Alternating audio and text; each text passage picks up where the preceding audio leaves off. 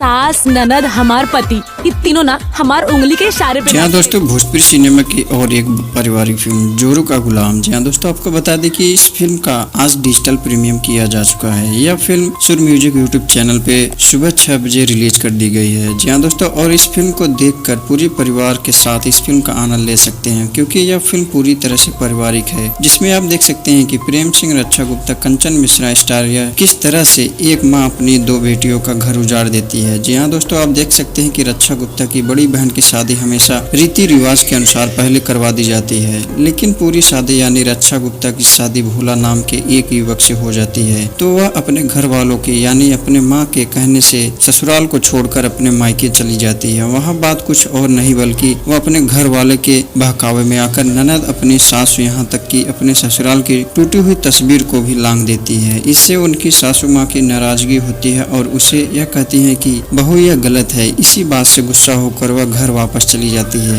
लेकिन यहाँ आने के बाद मानो कि उसकी पूरी दुनिया ही बदल जाती है। जब उसका बड़े जीजा यानी कि घर का बड़ा दामाद आता है तो इनके पति की इज्जत एक नौकर के बराबर की जाती है। वह कभी गाय को गोबर उठाते हुए नजर आती हैं, तो कभी प्लास्टिक के बोतल में पानी पीते हुए, तो कभी पूरे घर का काम, यहाँ तक कि भी खेतों का भी काम बहुत ही खुद संभालना पड़ता है उनको। एक दिन यह घटना उनके साथ ही घट जाती है। जब घर का बड़ा दामाद उन्हें बेइज्जत कर रहा होता है तो यह बात उन्हें बर्दाश्त नहीं होती और उनकी आंखों भर जाती है। यह बात भोला का पता चलती है कि वह कहती है कि कोई अपना दर्द देता है तो कोई आंखों से ही आंख निकाल देता है। आखिरकार उन्हें यह जब पछतावा हो रहा होता है कि किस तरह से हमने अपने सासू माँ को सताया है, और वहाँ जैसा कि भोला कसम खा लेता है कि जब तक मैं अपनी बहू को लेकर वापस नहीं आऊंगा तब तक मैं अपने ससुराल से हिलने वाला नहीं हूँ। आखिरकार रक्षा गुप्ता को अपनी गलतियों का एहसास हो जाता है और वह पहुंचती हैं अपने मायके और सासू माँ के पैर पकड़कर माफी मांगने लगती हैं। जैसा कि आपको पता ही चलेगा कि माँ चाहे वह अपनी बेटी हो चाहे किसी की, लेकिन दया भाव जरूर दिखाती हैं। वह उन्हें माफ कर देती हैं और पूरा परिवार हंसी खुशी से रहने लगता है। लेकिन इस फिल्म में हमें जरूर सीख देने के लिए शादी के बाद ही अगर हमारे घर में परिवार मायके वाले दखल में दे रहे होते हैं तो यह आप जरूर मानिए कि हमारा परिवार ज्यादा दिनों तक रह नहीं सकता।